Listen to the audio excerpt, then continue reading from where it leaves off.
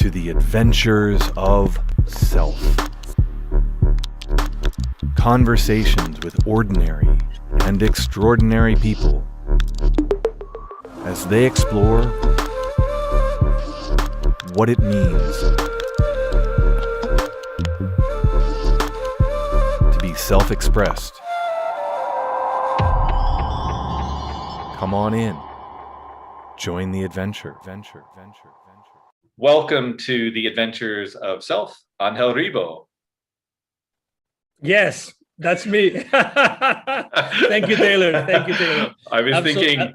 Absolutely. Yeah, here we are. So thank you very much for having me today, Taylor. And obviously, thank you very much to everybody who's listening to us today. Yeah, thanks. I was thinking at first, like, did I get the name right? Is this the wrong day? Is this the wrong guest? No. It was the right name, but everybody pronounces it differently, and it's good. No. We live in boxes. We live in boxes, and then we get comfortable with specific ways that people do things around us. And when sometimes you get like comfortable with, because you expect someone to say more things, but when they don't, then you feel uncomfortable. It's like I have a program on Thursdays live. We have hundreds of people, thank God, live tuning in with us. It's called The Voice of Your Heart. Voice of Your Heart. And we teach people how to. This is pretty outside what I typically do. Okay, so this is something I do because I really love it. And she's a channeler, so she channel entities from other dimensions. And I'm just a human being that happened to be with her at the same time. Okay, so we teach people how to listen and speak from their hearts.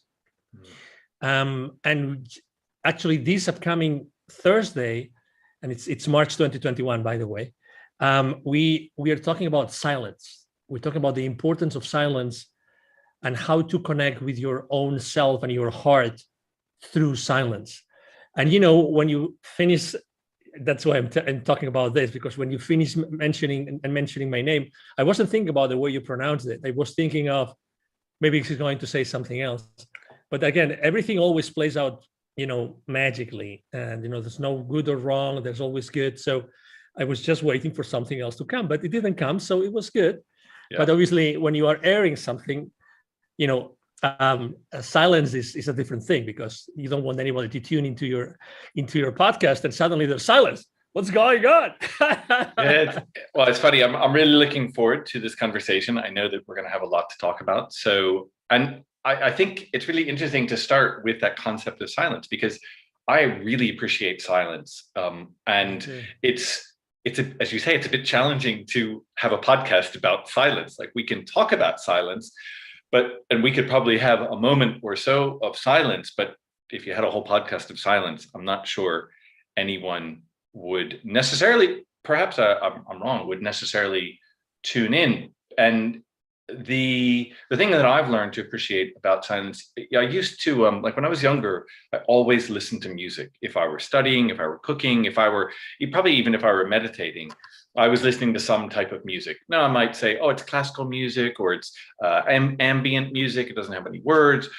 And I found at some point that I was, focused on some aspect of the music, which can be a beautiful thing.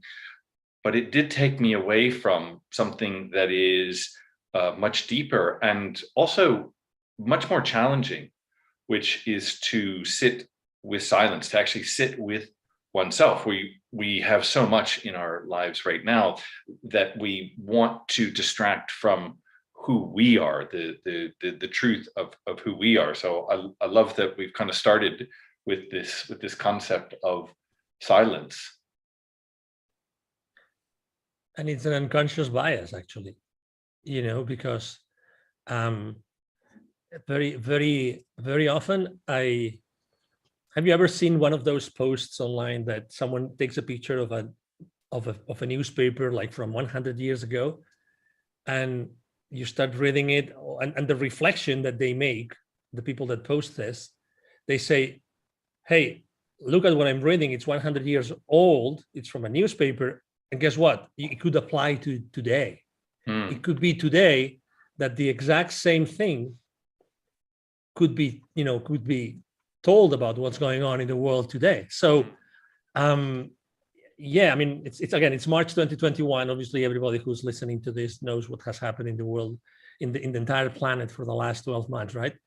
But probably if we change perspective a little bit, if we lived in another time, right? Probably we would think the same way or similarly. For instance, I don't know about you. I'm from Spain, so my parents were born in 1940. They're still alive in Spain. This is 1 year right after the civil war in Spain ended. So we didn't have, we didn't participate. Spain didn't participate in, World War II or World War I, but we had this civil war. So depending on when you were born, right, your concept of turmoil, your concept of big disruption would be relative, but it could be applied to many different points in time, right? So yeah, again, it's going back to the idea of we tend to put everything in boxes to feel comfortable. Certainly to have a sense of trying to make meaning of something. There's something quite important about trying to make meaning of something, as if we have a meaning, if we have a definition, then we understand it. Now, I think one of the things you're alluding to, which is, or at least the way I'm taking it, is just because you put something in a box, a definition, doesn't mean that is what it is, because you can discover new information or come to a new understanding and all sorts of things, and all of a sudden that box is turned completely on its head, and you realize, oh, what I thought was real is actually not real at all, and my understanding has completely changed. Well, or as you know, I mean, real is so relative, right? I mean, because well, both you and I, we could be looking at the same object and we could be seeing and feeling different things, right?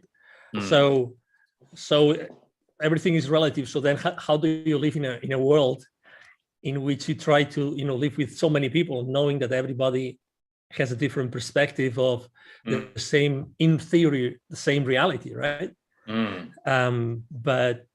But yeah, it's fascinating how we tend to consider us, I mean, we're definitely unique, right? I mean, we, as human beings, we are unique. I mean, we're just defining what this uniqueness means, but also in the moment in history that we are living, we tend to think it's unique, but maybe it's similar in terms of emotions to what ourselves or even our ancestors. Obviously for me, I'm Gen X, so I never lived this before. I never ever lived in a moment like this before, in which all those things were happening around, or in which my emotions were the same emotions that are right now. So I cannot refer to this. I don't, and that's why uncertainty generates so much fear, because you don't know what to do with it, right? I mean, it's just, you don't know. Yeah, I've been thinking about this. In fact, I was talking to some friends over the weekend about this kind of unique moment, although probably every moment is unique. And you and I are from a similar generation. And yeah, we didn't have any great wars. We didn't have any great turmoil. I mean, there were some difficult times getting jobs at periods. Interest rates were high about 30 years ago.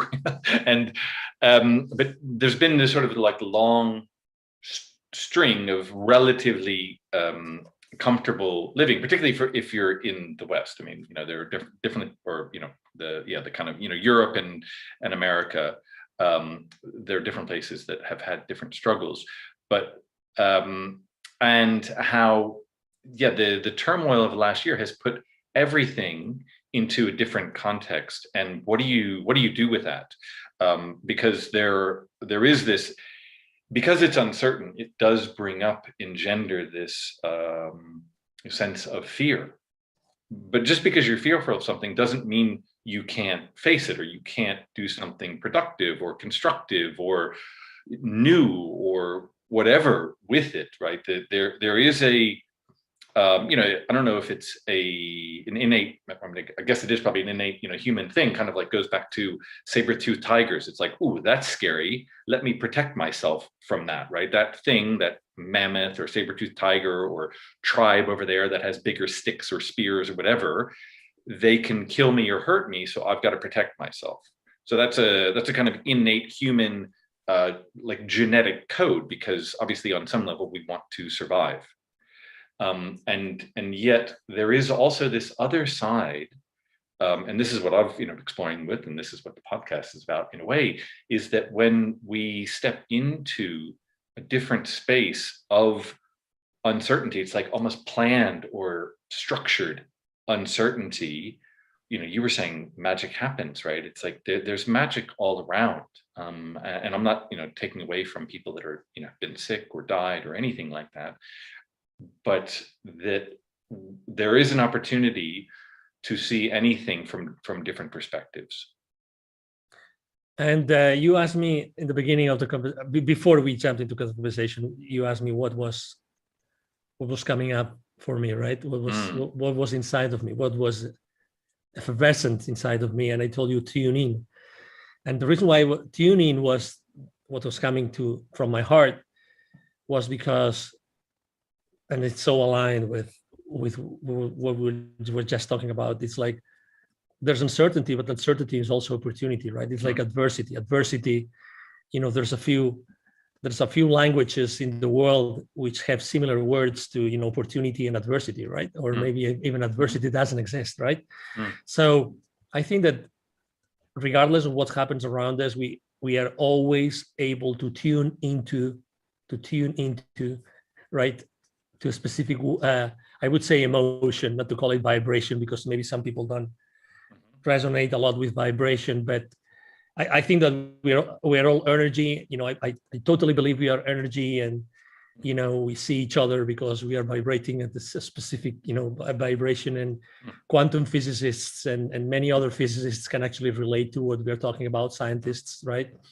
So I think that we still have the opportunity to tune into something different of what our senses might be telling us. We always have that opportunity.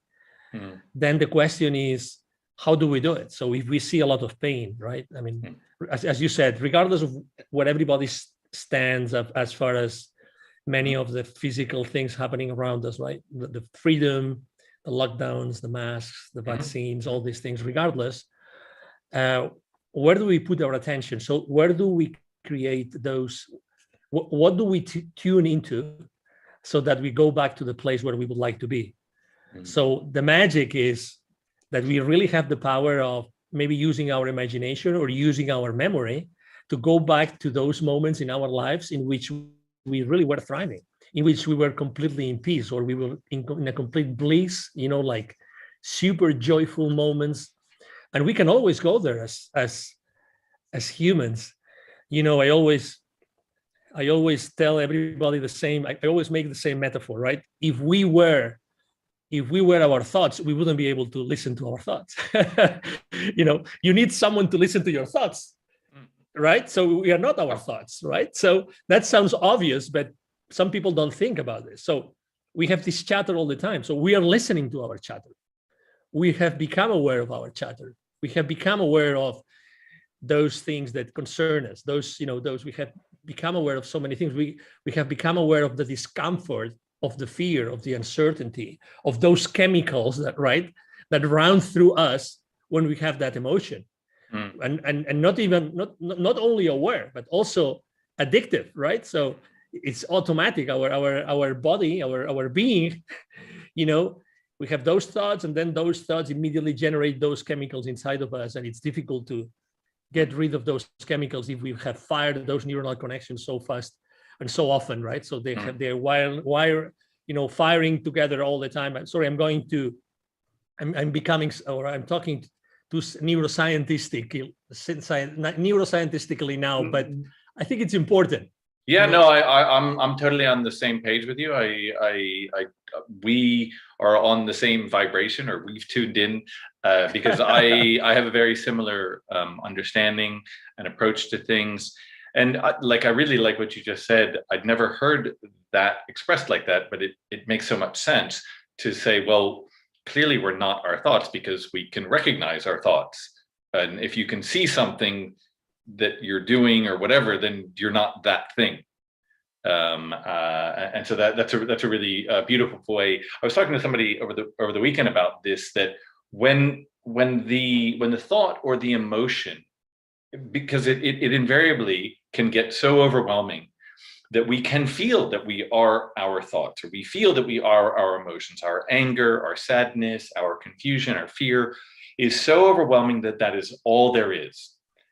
And yet we have had other experiences where we say, oh, okay, right, I'm feeling this sadness, but I'm able to do something about it, right? I'm able to see it for what it is, or take a little space from it. And I just had this moment, it's like almost, it's like that pulling back, right? If you can create just like a micron, a millimeter of space between you and that thought, and maybe the thought or the emotion comes and it's overwhelming. Maybe it's overwhelming for a minute, an hour, a day, a week, a month. I could probably think of some emotions that were pretty overwhelming for a decade or so, but I'm a slow learner. And whatever it is, if you can allow it or even imagine, I think that's what I wanted to pick up on as well, that because you spoke about imagination, and I've really been thinking about this lately, the power of imagination, because if you can imagine something, then it's possible. Or it's not impossible until you prove it's impossible. And how can you possibly do that? Well, exactly. Well, exactly. But so if you can imagine just an inkling, a tiny little sliver of space between you and your thought, then you've started somewhere. And then you can create more and more space and say, oh, I'm not this thought. And then maybe start to say, oh, this thought maybe comes from growing up in this particular environment with these parents or caregivers, with this, situation. And like, people have challenging situations. It's not to say that that's not true, but you're not your past unless that's what you choose to be. And that's why silence is so important, right? I mean, to go to that place, right? To go to a place where you can disconnect or be independent from your thoughts or your concerns or your emotions that you don't really like, that you don't know, that you don't like, but you don't know what to do with them. Silence plays a key role. I remember, because we spoke about silence earlier, and remember when I was younger, I knew a lot of people that the only way they could do something, even work, was with music on. And I couldn't understand it. And then more like later on in my life, I learned that some psychological studies have demonstrated that if you had some music on, it would be easier to concentrate or focus on what you were doing. And I was thinking, really? And it's funny how music allows me to get out of my concerns, thoughts. Music is actually, for me, it's the other way around in general, right? So, and let me give you an example. Just before our call today, I was concerned about something, and I said, no, I have to change the course of my day. And I didn't share this with you before. I took my car. I have a small convertible. I put my music. I love dance music. I put my earbuds. I jump into my car, and there I went to change my state, right? Because I wanted to really feel the air and the sun and the music, and boom, my state was completely different. And I was enjoying it, and I was reminded of those amazing times in which I was like dancing like mad and with no other concerns and enjoying it. And so it's I think that everybody finds their own ways, or we should try to find our own ways to get out of this chatter, concern, however you want to call it, that sometimes becomes a burden. I have a friend of mine who says, I've interviewed him for a show a few times. He always tells me that the reason why we have this chatter all the time is because we are part of the matrix, right? And the matrix, the matrix is the one that really takes care of we being very concerned and going back to those thoughts of limiting beliefs and those things that do not allow us to thrive and to be all day long, like enjoying life and being in a permanent state of bliss, right? Because, and for instance, setting up some goals and then not taking action and procrastinating. He calls all this the matrix, right? And you know, I cannot find a better way to describe it, right? I mean, he worked in the national television station in Spain for 30 years. And so he was talking about the matrix also in many other senses, right? Because as you know, public television plays a key role in the way that population lives in general, right? Absolutely. So it's fascinating how becoming aware of things that we are not aware actually helps us be in a better place and be able to thrive or be able to be more in flow, right? And not stuck on those, again, because I have learned to identify those chemicals related to concern, connected to concern very easily, you know, and they're painful because you acknowledge them, you acknowledge those chemicals, right? You are in pain, you know, but most of the people cannot do anything about it. And that's why I understand that some people have to actually be on drugs to be able to cope with you know, these difficult spots. I think that one of the things that, you know, it's like, how much space can you actually create for yourself in those moments, in, you know, the moment of concern or fear or whatever the thing is that feels overwhelming. Because even if you because I think some, you know, a lot of people intellectually can say, oh yes, I know, I understand that I'm not my thoughts, but they still think it, or they still embody the sense that they are their thoughts, and they identify with that thought as the most accurate representation of who they are, right? So as you were talking about the voice, right? The voice says, don't do this, you're crap, you're not good enough, you don't have the time, you don't know as much as so and so, let's stay back, let's be safe, whatever it is, right? All the kind of chatter that says, okay, I'm not going to go into an uncertain place. And you know, you mentioned again silence, and I wanted to come back to that because it reminded me of an experience that I have had with meditation, and I really had a very challenging idea and relationship with meditation. There's a part of me that can, like, I have quite a tenacious attitude, so, which has a functional and a dysfunctional side.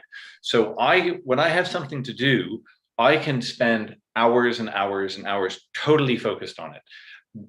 And that sounds really good. And it can be good, right? When I have something to do, I will, you know, work at it hard and get to it.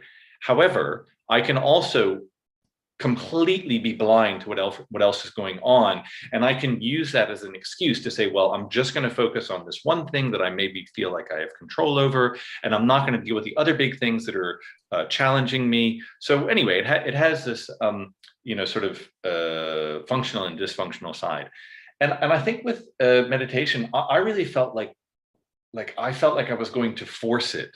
For me, like when I was learning or coming across meditation, and I was really forcing this sense of going into, you know, like the Zen talk about, like, no mind, right? Where there's nothing, you know, you're literally like in a blank space or state, and I really kind of forced myself to try to embody that, and I think I found the more I did it, the more challenging It was like I would get to it for a period, and then it would kind of all fall apart, and I would get very sort of angry with myself. And I remember, I mean, it was years after I'd been doing meditation, that I listened to a lecture from somebody, or I don't even remember, maybe I read a book or something, who said, the purpose of meditation is not to go to some like blissful state where you never think again. I mean, if you can do that, great, congratulations. Like, but that is not the primary purpose of meditation. It actually goes to what you and I have been talking about, which is about creating at least that sliver of space. Because when you're in a meditative state, right? Okay, maybe there's some like, oh, it'd be nice to not have a thought. But thoughts come up. I don't know where. We have no idea where thoughts come from, right? I mean, we can get into the quantum and metaphysics of this, but I don't think anybody has shown where a thought actually comes from, right? So thoughts will come up, and as they come up, the opportunity, I think, for meditation, and whether you're doing meditation for 30 seconds or 30 minutes, right? I mean, people feel like, oh, I've got to do 20 minutes. And I always tell people, I'm like, well, try 2 minutes every 5 days or something. Like if you try 20 minutes on day one, by day 2, you won't want to do any of it, right? So start small and go from there. And there are days when I feel like meditation has gone well, only because I've actually seen the thought come up, and I may be able to say, okay, there's a thought. I'm going to let that kind of, it's like a bubble from, I don't know, like what do they call it, like mineral water or whatever, like, with gas or something. It kind of like comes up and then it goes away, right? But there are other times where a thought will come up and I will just sink my teeth into it, and I'll go down a rabbit hole of thinking, well, this is the email I need to write, this is what I need to do, blah, blah, blah, blah, blah, blah. And I'm 10 minutes into a plan on something, and I've actually even forgotten what the original thought was. I've just kind of gone down, like you say, like that chemical, like that something has triggered, and I'm in automatic down some path that I'm not even aware of. Yes, it reminds me of one of the people I followed the most, and I'm a big fan of him, of his Dr. Joe Dispenza. He has a book called Breaking the Habit of Being Yourself. And I couldn't agree more. Breaking the habit of being yourself. As you know, I'm the president of co-founder of a foundation. It's called Wisdom for Kids. And we go to Latin America to help underprivileged kids become entrepreneurs using their local resources. The reason why I mentioned this is because the workshops that we deliver to those kids have nothing to see with the, let's say, whiteboarding or blackboarding, how to become a businessman. No. It's all about energy. And we actually meditate with the kids. So we have the most powerful, moment of the workshops we give them is we deliver to them is the meditation. And we were really, let's say, uncomfortable before we started piloting the workshops, because we weren't sure if the kids maybe would be, quiet enough or, stand still enough to be able to meditate. Guess what? Kids are much more natural than us. Much more natural. So just giving very precise instructions, we are able to put the kids to meditate as if they had meditated forever. It's like it comes natural. I mean, we were shocked when we were doing it the first times, and everybody was like, wow. And the kids, and we would, well, as you know, you just mentioned it. You just said it. You explained it very well. Hey, do 2 minutes every 4 or 5 days. I mean, and then get used to it. And if you like it, you keep on doing it. If you don't like it, it's okay. You're not forced to do it. And maybe something else will work for you. But these kids, as soon as you put the music and you give them instructions, and then you start, it's a guided meditation that we do with them. We spend a lot of time just picking the right NLP affirmations. So everything is like really like elaborated. But kids, so the younger a human being is, that's the conclusion we have come to. The closer they are to meditating. What does that tell you? Well, and that tells us that as human beings, we are not only prone, but we are natural to meditating. The problem is, the thing is, as we grow up, our education, our parents, the formal education, the schools, the teachers, the relatives, the friends, you name it, our churches, whatever, everything that is actually helping us become adults, also is helping us, quote unquote, to get out of our, innate condition of meditating and being comfortable with the silence, with the breathing, with the no place, if that exists, no time, no place, nothing. So it's fascinating how, as humans, as human beings, we are so much ready to meditate when we are kids. And I think one of the things about, because also I'm just sort of thinking about my own experience and what you're speaking about, and listening to what you speak about with the kids, which is an amazing story. And I wanted to hear about this program that you started, right? Because it's like, first of all, you started it, I think, as a sort of way to give back, right, to children. So it's beautiful fellowship or charity to bring that something to underprivileged kids in different parts of the world. But the thing you spoke about, right, like how kids are kind of closer naturally to this sense of meditation. And what I was thinking about as you were speaking was that in reality, kids are actually they're in the present. And I think that's what our socialization, which, like it just is, right? I think it's part of becoming human, right? We grow up, we mature, we go through, childhood, adolescence, into early adulthood, and, for us into middle age, and eventually onto, hopefully onto elder age. And that there's part of that process, like you say, the education, the socialization from family and school and friends and neighbors, and it puts all these things on kind of like how we are supposed to be. And so as we have so much that's kind of put on to us, we have to go through a learning. Oh, okay, I've got to act like this. Oh, I've got to do this, like I've got to look to the right when the cars are coming, or I've got to look to the left when the cars are coming, depending on which country you're in. I've got to do different things to learn. And some of that's very, very useful and practical. But it does get us away from just being with something, right? Because, I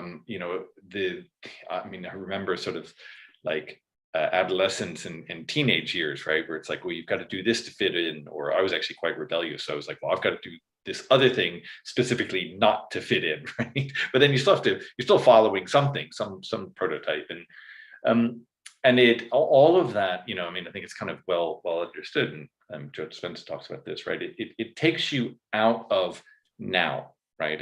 Because you either are thinking about something that happened in the past, you're either trying to get back to that, or you're regretting what happened and trying to fix that, or you are in the future looking forward to something beautiful or worrying about something that you fear is going to happen. And all of that takes us out of right here, right now, which I think is what the silence we talked about really, really does, whether you call it meditation or call it something else, but it is an opportunity to be here and now, whatever that is. And children, I think, that's where they are, right? That's what they do. I saw I read a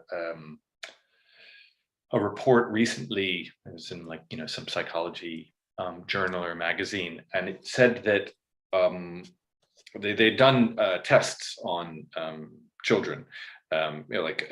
All these different tests, like spatial awareness, awareness of language, and all these different aspects of what it means to be competent in something, and in fact to be at what they call the genius level.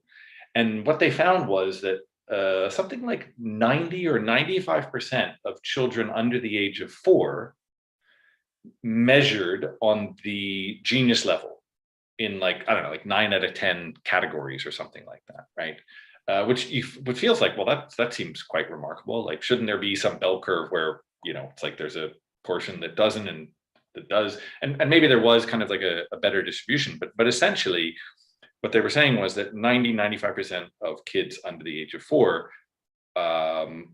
were on the genius level of all these different categories. And by the time children get to the age of sort of 17, 18, or 20, maybe, or whatever it was, but, you know, early adulthood, late childhood, that number was down to something like 5 or 10%.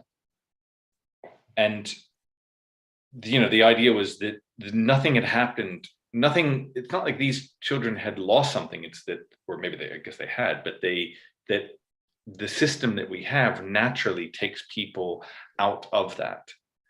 Anyway, that's a long-winded way to get about what you were speaking about, which is that innate power of children to inhabit this sort of awe and wonder of just being with something. I mean, I wish, I'm not surprised. I wish I could read the entire like report or study. I'm obviously not surprised, and it's true. I mean, all of us that have kids or have had kids, we have experienced that, you know, that being in the present moment, which makes our kids or the children so magical, right? So incredibly unique. And I have 3 kids. The two young ones are still in their school age, and one of my challenges is trying to keep the flame, you know, of it doesn't matter what's going to happen next, you know, we just enjoy where we are. For instance, we're at home over the weekend, and I suddenly say, hey, let's go do something. Let's get out of the house and do something. One of the main challenges I have is, but where? Why? What? Why for? Why? Why should we go? What are we going to do? Come on, that's going to be boring, Daddy. Obviously, when we go anywhere and we do anything, then it's a different story because they're already there, they are present, they're enjoying. But it's true. I think that we as a society, we don't do a good job. And I mean, obviously, with what has happened in the world for the last 12 months, I think that when I hear these kind of stories, Taylor, the first thing I think is how can I change that? What can I do to change that? What can I do so that we become much more aware of what has to be done? Because just knowing it's obviously it's not enough. I want my kids to be, you know, genius, but not genius in the sense, you know, that, you know, they're able to do more calculations mentally. No. Like genius in the sense that they are able to tap into their uniqueness and their power, you know, their power within, as if they were, you know, for the rest of their lives. Imagine that we could use our power consistently. So maybe the system, again, maybe the system is what makes us go from 90 plus to a 4% or 5%. So why should the system be like this, right? And what's the definition of fitting in? I agree with you. Of my 3 kids, my oldest one actually didn't fit in at all. So I've been at that side myself as a dad. When I was a kid, I was obedient, and, you know, I would be the best kid, the most shy. I would do anything, blah blah blah. But obviously, you know, my oldest kid was the other way around, and obviously that was a great lesson for me and a great experience. Like, I took it as an experience. Obviously, it's a great experience, and still to this day, is a very fascinating experience because I am a very positive guy. But it's learning a lesson, it's learning an experience going to help me for the future. And let me tell you an anecdote that is related to our genius. I am a very unconventional guy, so to find my clients, very often I do unconventional stuff, not weird stuff, not dishonest, you know, illegal stuff, but just unconventional. One of the things I do is sometimes, you know, I go and look for you know, job offers. So there I see that the company has a specific need, so I take the job offers as a symptom, right? The other day I went even one step further. I applied for a job. Okay, I applied for a job. All right, so and then I said, oh, well, that's a great job. I mean, I love it. Let's do it. Let's apply for it. And I go there. It wasn't here in the US. It was in Europe. And I go there, start the process, and everything was automated. I said, wow, that's amazing. I mean, like everything, like the first step is this, and then the second and the third. I was on the third step, and you have to go through this psychotechnical test. Mm-hmm. I start doing it, and I go, wow. I remember when I was in elementary school, okay, so put this in perspective, right? Like 40 years ago, mm-hmm. I was doing the exact same test. Wow, that's great, you know, and I start doing it. I remember when I took the first psychological test when I was a kid, in which mm-hmm. they were grading my IQ when mm-hmm. I was a kid.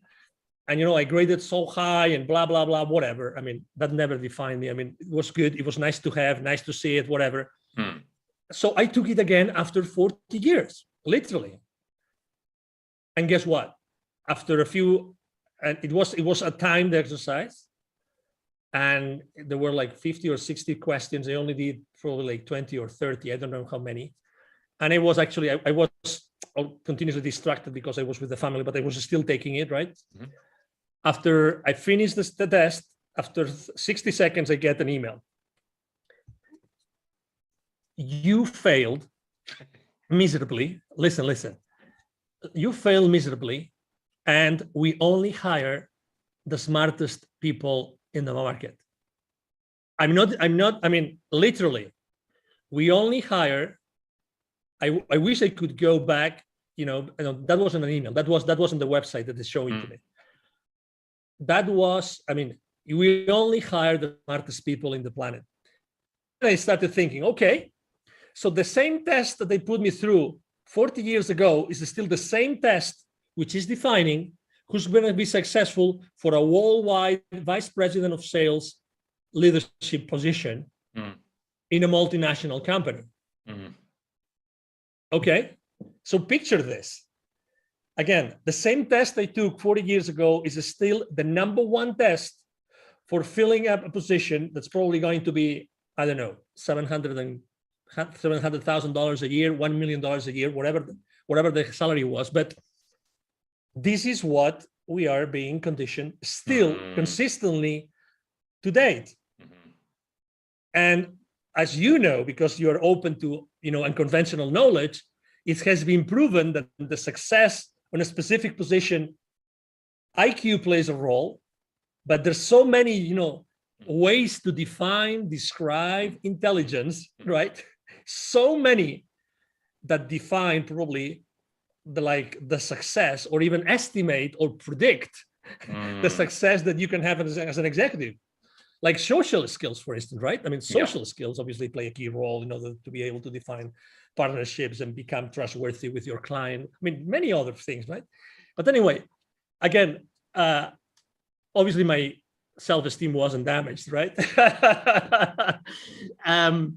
But anyway, actually the recruiting company I wasn't doing this for the final client. It was a recruiting company, and this recruiting company has like 90% of the offers of this market in this country. So if you want to have a job in that country, you either get hired by this company who dominates the market completely, or or it's impossible, or you will never be hired in that country. So can you imagine the cookie cutter that company represents in that country, the cookie cutter?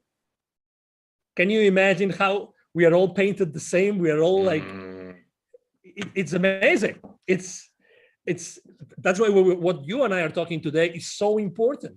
Yeah. It's not going outside, it's going inside. It's going inside. Yeah, and I think what I want to bring up, I mean, you've spoken about a lot, and I want to kind of bring another element into this, because, like, as you said, you know, this is how you go out and find clients, right? So, I mean, people may read it in the show notes, and if they're watching the video, they can see who you are. But I mean, you know, you go by the name CEO Confidant, and you've worked with something like, I don't know, like 1,500 CEOs over the course of your career. I mean, you're not somebody like, just to be clear, you're not somebody who's just sitting in your mom's basement, like filling out applications for executive VP of sales just because you think, oh, well, maybe I can get that job. It'd be really nice to get 700,000 euros a year or whatever it is. And of course it would, but it's because you are doing that as a way to research and potentially help a particular organization. So, I want to just put that in context because hearing the story otherwise, people be like, well, why is the guy applying for a job as a VP of sales? And maybe he is stupid and shouldn't get the job. And because the point is, it's not about that specific job. It's about the process. And I think, that is a really interesting example, because the world we live in, as we've been discussing, and it's like, not to point fingers at anybody, it's the system, or it's not even like, it's just where we are, right? But is it serving you? Is it serving me? Is it serving society? Is it serving your parents? Is it serving your children? Is it serving your neighbor? Is it serving your heart? What is the world we live in? And not to think, well, we're just going to go have a revolution and burn everything down and start over again, because you have to make changes like one at a time, right? We deal with individuals. There's this kind of concept. It's like, well, let's go change this corporation. But a corporation is just a collection of individuals, right? And when you're going to speak to somebody, the CEO or the CFO or whatever, somebody, an executive who has a significant number of resources at his or her disposal, now I kind of want to move into like what that process is like for you, and also kind of how you've come to that. Because to work with 1,500 CEOs in the span of a career is an impressive accomplishment, and it obviously puts you in a position that some people would look at that and think like, or might think that you're just kind of telling people what to do, and I don't get the impression that that's how you act. So I'm curious. I mean, thank you. Correct me if I'm wrong, but no.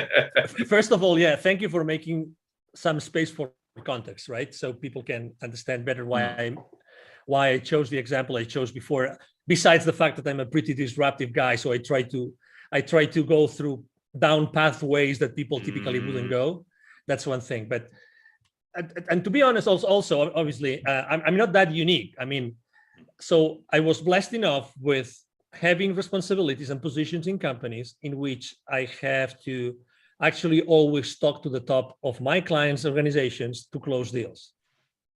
Okay, so as anybody else, that was a skill, right? So my first ever sales job, I had to actually call high in those accounts. And actually I had to generate leads and appointments for my field reps. That was my first ever position, was an inside sales rep, right? So that's how I became comfortable.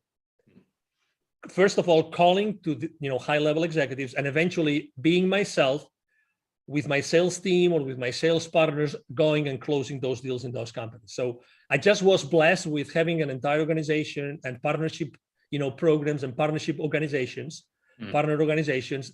So I could consistently use this way of selling to corporations that forced me to go to C-level executives. Okay, so again, if you do that over time, often enough, you just become acquainted with it. You just you're used to it. Okay, so, and I'm sure there's thousands and thousands and thousands of people that have done the same kind of process, sales process, and they have been able to sell for other organizations. So that's how I ended up helping 1,500 CEOs. And actually, I have to tell you, I stopped counting because I said, well, that's, it doesn't make sense to keep on counting. I just made a list of clients and I said, wow, that's a lot.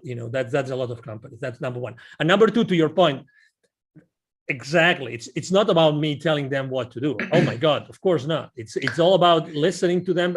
It's all about, and that's something I liked a lot from the first time I got engaged with Tony Robbins' world, which is the quality of your life is the quality of your questions. And that's why I love so much to coach people. It's about asking questions, and that's why also as parents, we tend to fail miserably also with our kids. It's because we are in the telling mode as opposed to the asking and trying to understand mode. Again, if we really try to understand people and we try to ask questions, because the only way to try to understand people that I know of is to ask questions, how can we possibly then try to help them? So, there's no big difference between a CEO and someone else in the world. It's just, people like you and I, they have different challenges. They still have to go to a board and they have to present their quarterly meetings. They have to present their results, and sometimes they fail. And sometimes they feel like going to the principal's office, you know what I mean? And sometimes they feel, wow, we made it, and our top line is great this quarter, or our profitability went up 2 percentual, digits, or whatever it is, So I think that, in order to help people, you have to listen. You have to genuinely make the point of listening to them, ask them, make sure that you know where they are, so that you are able to take them somewhere, or you are able to suggest them something that they could try to change where they are. We all have flaws, this chatter that we all hear, this chatter, these questions, this concern, these chemicals that we were talking about, we all have them regardless of our position. You can be the CEO of a, $3 billion corporation, or the CEO of a $30,000, startup. It doesn't matter really. We all need help. I think it's good. I always suggest everybody to have a counselor, mentor, a coach, because you just don't know what you don't know. And we are so unique. Your life, Taylor, is unique. And there's people out there that probably only after listening to you, they will be able to take action and do something. There will always be people that are waiting for you to serve them. Always, by definition, always. So even though, let's say you and I, we started the same career, we went through the same similar industries, even the same company, even the similar positions in similar areas in the world, blah, blah, blah, you name it. Still, your experience is going to be your experience. My experience is going to be my experience. Both are going to be unique. And you are going to be able to serve today people in a different way. And you will be able to speak and ask these people in a different way compared to what I would do it. Yeah. And what did I want to say? The sense that everybody's dealing with similar issues.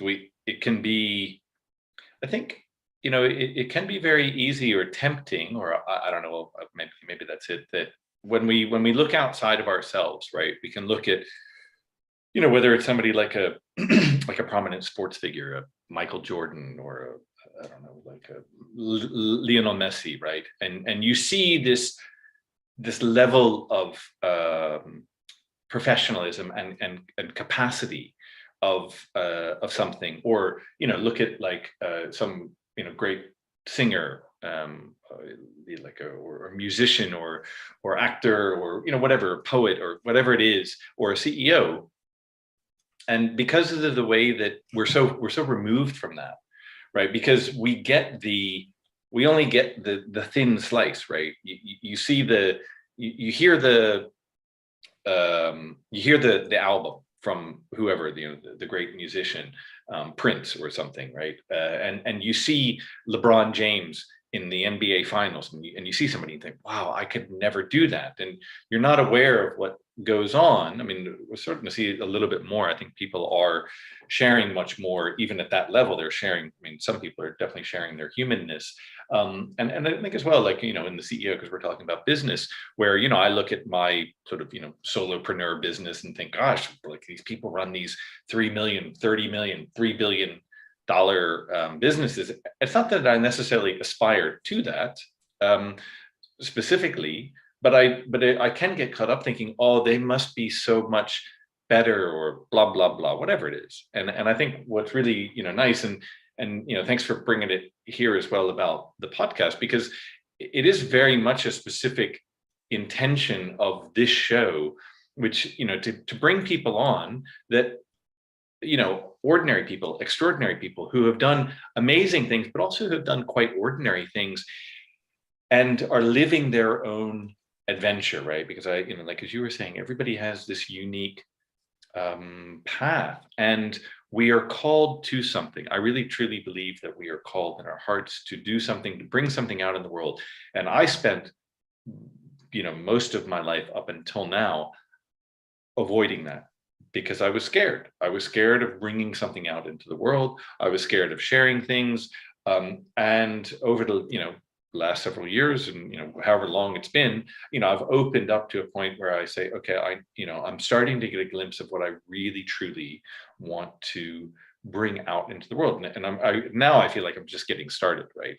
And one of the things, with this show is to bring people on who, are very open about, like, people can do amazing things, but they're still human. Everybody who's on this path is still a human being. So whether you're Elon Musk or LeBron James or Alfred Einstein or whomever, right? Sorry, Albert, Alfred. But anyway, maybe his cousin Alfred was a great painter. I don't know. But we have an opportunity. We are called to do something great. There is a call to adventure. That is the hero's journey. And it is not, to go back to what we were talking about at the beginning, this sense of fear and uncertainty. The path to bring our heart out into the world, the path to success, or to even personal fulfillment, is not a certain one. It's not necessarily an easy one. And it's not necessarily a safe one in some ways, but it is, in my experience, and many people I speak to, the most fulfilling. And once you start on it, that you cannot but go forward with it, because you start to realize that the things that you were doing in the past were often somebody else's decisions, somebody else's idea of what success or fulfillment, or whatever it is. And analyzing maybe, obviously, you see, extremely successful people in the world, right? When you're dealing with executives, high-level executives, you obviously see highly successful people, although success is obviously a relative term as well. But if I had to mention maybe one quality or something I've seen consistently, I would say it's their ability to build upon uncertainty. So they create certainty upon uncertainty. I see. Yeah. So, and again, I go back, I love talking in terms of energy. So it's as if, we are one of those bumper cars, right? When you go to one of these, amusement parks, and you start bumping everywhere, but eventually there's, you see that spot, and then you go that spot, regardless of where your energy is going to bump on the sides, right? You see that spot, and you say, okay, I don't know exactly what's going to take me, but I want to go that path. When I was don't think that I built this willingly. I had to leave corporate America to be able to realize what I had done. Honestly, had you asked me when I left corporate America, right at the very same moment when I did that, if I was aware of this, no way. Taylor, no way. And I had great testimonials, but no, I wasn't aware of how many amazing things I had done. I'm able to speak 5 languages still. So what? So what? So it takes some time to realize what you have done. Because when you are in the midst of doing it, of creating it, very often you don't know you are creating it until maybe something happens outside you that makes you be aware. Oh my God, this is valuable. This can be valuable for me to put it to serve other people. So just to give you my personal journey, my adventure, Taylor, let me share you my adventure. So I left corporate America, and it took to me over a year to decide what path to take. And before I was able to actually realize and be aware of everything I had done, I had this terrible imposter syndrome, you know? And then I realized, oh my God, all those things I did, all those extra days, extra trips, extra training courses to my Salesforce, extra reports I wrote, extra offers I made to my clients, extra meetings I took with my partners, all those extra things, suddenly they made me who I am. But I didn't know, honestly, I wasn't aware of everything I had done. I wasn't, although I didn't change the reality. It's the reality. The reality is there, you know, it's still there. So even today, when I read the testimonials from former client or former, you know, partners of mine, I read their testimonials. I said, wow, yeah, well, that now that I read it, wow, yeah, okay, thank you for writing that for me, because you are right. But I was doing it, and for me, it was normal. That's why I said, making certain places where you've seen uncertainty. And, you know, here, as you know, here in America, you know, fake it until you make it, right? It's so true, Taylor. It's so true. Honestly, it's so true. I've seen that so many times with my clients, so many times. When you fake it until you make it, it's so true. It's like you are in tune with a completely different, you know, a completely different being of who you are right now.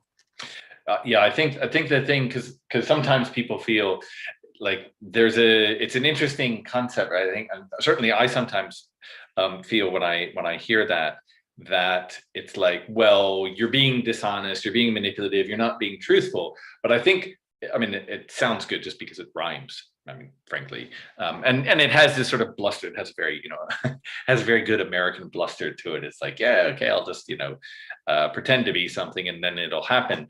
And it does go to, I think, what we were talking about earlier, is this idea of imagination, because the great creators, and I mean in all respects, whether it's an artistic creation, whether it's an entrepreneurial creation, whether it's an engineering creation, they have imagined something that is out there. It is somewhere in the future. It is not certain, and yet they are locked into it, 100%. Right? They're locked into it, and I think this is, you know, like Joe Dispenza talks about this. You actually bring that into, because it exists.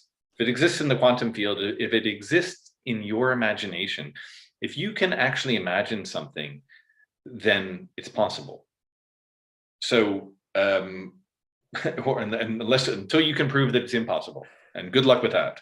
And so those people, it's just like, how much are you in that, the emotion, right? What you were saying, like, or vibration, whatever it is, how much are you in the emotion of that thing that you are choosing? And, you know, I think it's one of the reasons, like, why some people, they see people who do things for whatever it is, and it can look like it's quite heartless, or, you know, it's so you know, clean and cut and dry, but it's just focus, and you know, everybody has to determine whether the thing they're focused on is a true expression of their heart, right? I can't determine that for somebody. I mean, I work with clients and help them see that, or help them acknowledge that for themselves, but ultimately it's up for each individual, for you, for me, for anybody, to determine what is true for that person. And so that's the one thing. And the other thing I was thinking about from your story, and thanks for sharing your story, because I can recognize a lot of that in several stages. I mean, I've gone through a number of different careers where I mean, again, in sort of my rebellious sort of bent, I kind of get to a point in something where I'm relatively successful, and then want to burn it all down, which I've done, much to my detriment, a few times. But I also like to rebuild from the ashes. And there is a lot of that, and I really appreciate what you're saying, because when I look at the times, like when I left corporate, I left corporate for well, the last time now, about 3 years ago, just over 3 years ago, to get into like leading personal development for individuals, for organizations. And it was incredibly uncertain, but I knew what I wanted. Now I'm still stumbling through that. But that's fine. I'm okay with that, because I do know, and I'm, to gain momentum. Because the first year I had no idea what I was doing, and I quote unquote failed miserably, or I just bumped into walls and was like, well, that's not it. But it reminds me, as well as you were speaking, because I made a massive transition about 15 odd years ago. I was working as a corporate lawyer, and I didn't want to stay doing that. So I left on my own accord. I didn't know what I was going to do. I left. It took me, about a year and a half, and divorce and changing countries and all sorts of other things, to come to a new opportunity, which was moving into large scale renewable energy. I was developing offshore wind farms, which was an amazing job. I mean, I'm incredibly blessed for it, learned so much. And I just knew that that's what I was going to do. At some point, when the opportunity came, when somebody called me and said, oh, we've got this particular job, I was 100% focused on that job. And the way that, because I just want to bring something around that you were talking about, the reason I'm talking about this is because, like, it took me about 6 months to get this particular job. Because of the way HR worked with this company, they actually had one job, they split it into two, then they put it back to one, and I went through this different set of interviews. It was quite comical in a way, but stressful at the time.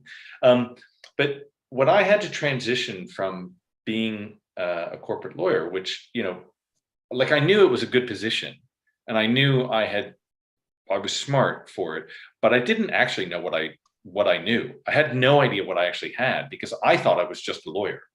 And to transition into something that was, like renewable energy, like a totally different industry, development, like kind of being, we were kind of an entrepreneurial sort of startup environment. To transition into that, I had to go through a lot of uncertainty, and I had to really think about how my skills as lawyer, or just my skills as X, applied to Y, which was completely different. And the reason I'm sort of belaboring this is because what I found was that the way I was able to do that, and the way I was able to transition from corporate 3.5 years ago into what I do now, was through moments of silence. Because there was uncertainty, and a certain path opened up, but it was because I was able to sit with uncertainty, and it can be very unpleasant, but I knew there was something, and it's like I knew there was something for me.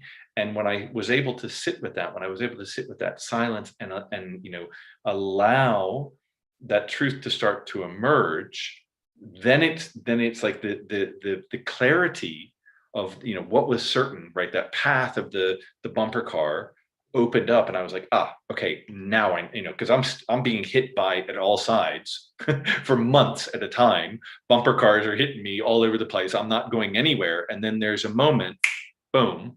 Oh, okay, now I know where I want to go. Bang on, Taylor. Yeah. I don't know if that's encouraging for anybody else, anybody listening, but it's that's why it's called the adventure. That's why this is called the adventure of self. Right, it is an adventure, and we have an opportunity to live our lives as an adventure. And and if you and I use adventure because I really like mythology. I really appreciate myth. A lot of what I do in my personal life and in my professional life, bring the concept of myth in because I love it. It's like I actually. One of the things, that comes from developing your own path is you start to decide exactly what it is you want it to be. I don't know if anybody else enjoys it. I don't know if it's going to be quote unquote successful, but I have a good time, and some people seem to relate to it. So that's good enough for me. And it's because it allows me to bring in what's important to me. And if I go back to who I was at 5 and 7 or whatever years old, I loved the concept of adventure. I read about mythology. I read about adventure. I, played with other kids and did adventurous things. I wasn't particularly like physical and like doing kind of crazy things. I was just adventurous in a much more sort of imaginative way. And so I bring that into everything I do. And I know other people, right, that in their particular path, they do bring in what is important from their past, from their heart, from whatever, what it is that's, that unique sense about what it is you want to bring out into the world. Mm-hmm. And again, that's unique. By definition, that's unique. So there will always be people that only you can, help, and only with you they will resonate with. So, and thank you, by the way, for sharing your story, because also, and for clarifying the, fake it until you make it, in the sense that you put yourself in the boots. I remember when I was in middle school, the only part of history I really liked was the mythology. I mean, in Barcelona, obviously in Spain, we were studying Latin and Greek and all these amazing stories, fictional stories of the big authors in the early ages of history, right, of human history, with these amazing stories, right, and so many things afterwards have been based on those mythical stories. And again, as you only need like a thread, right? You only need a thread, and then you pull it, and then there's this whole amazing story behind it. And if you resonate with it, and that helps you, move the needle and be passionate about, and so it is, so be it. And because again, it's hard to stop being humans. It's hard to break the habit of being ourselves. It's hard. That's why when we find this, as I said before, this certainty in the uncertainty, or we find those examples that excite us to take another route and to help other people that way, let's make it. And regardless of my bio, what is really important right now, it's not my past. What is really important is what I do with my time right now. What is really important is the conversation I'm having with you. And if the people listening to us are going to be maybe inspired, and they're going to be maybe taking action, right? Yeah. So if we just change the life of one person today, Taylor, that will be an amazing thing to say. If just one person changes, their life today, because something that we said, some message, some concept resonated like to the bone, like really, inside of them. Wonderful. It's worth our time. Absolutely. And the future, right? And the future. I mean, what am I going to do with all my past? Okay, it's there, it's done, it's past. I have some friends, right? I have a lot of people all over the world. It's okay. So the question is, how do I use them? And something else that maybe we haven't really gone really deep into, but is as public figures, like let's say we are public figures just because we have a microphone and we're able to express to help others be, or we help others, we are the conduits of others' greatness, is that what is our role today? So how can we make this world a better place from where we are? Again, I always think about the quality of the questions. What can we do? Everybody, you, the people who are listening to us today, myself, what can we do right now today in order to make this world a better place? What can we do? Do we have a responsibility or not? Do we want to take that on board? Do we want to use our uniqueness? Do we want to use our talents, our gifts? And how can we use those to help other people that maybe they still haven't been able to live their adventures, but very deep inside of them? And you mentioned it, very like you almost use the same words. Inside of all of us, we have this adventure that we know we want to live, right? So let's say I divorce again. Let's say I lose my family in an accident. Let's say whatever. If you had to start your life again, or you had to restart it, or you had to reset it, what would you do? Right? So you help people do that. Wow. So to everybody listening to us today, what kind of questions are you asking yourself? And are they getting you closer to your adventures, to genuine and authentic self, or not? Ask yourself this question, please. Yeah, and I think that what comes to me to say is to sit in the silence of that. Awesome. Yeah, of course. Because so quickly you think you have to answer that immediately. Oh, well, let me ask that question. No, or, you know, I know what the answer is. Sit in the silence of that and let that be an opportunity for inquiry, an opportunity for the adventure to emerge. Absolutely. Beautiful. Ángel, I think we have covered some amazing ground today. I had no idea what we were going to do. I knew it was going to be exciting. I don't think I got to half of the things I thought we were going to talk about, but I really think we've covered enough for today. I really am grateful. Thank you for your time, and would love to have you back on the show at some point. You tell me. You know, I think it's yeah, obviously I've enjoyed tremendously our conversation. The same as you, I didn't know what we were going to talk about, but I think that probably if we talk 5 times in our lives, every time we're going to talk about something different, and it's okay. Yeah. It's okay, because that's what we have to talk about. And it's probably because right now we are in a specific place where we have to talk about this. And in 1 week or in 1 month, we'll be on a different place and we will talk about maybe a different thing, right? So yeah, I've super enjoyed this this conversation with you, Taylor. Thank you for the opportunity, obviously. So I will be extremely blessed to be with you any other time. Thank you, Ángel. And thank you to everyone for listening to the speech and the silences.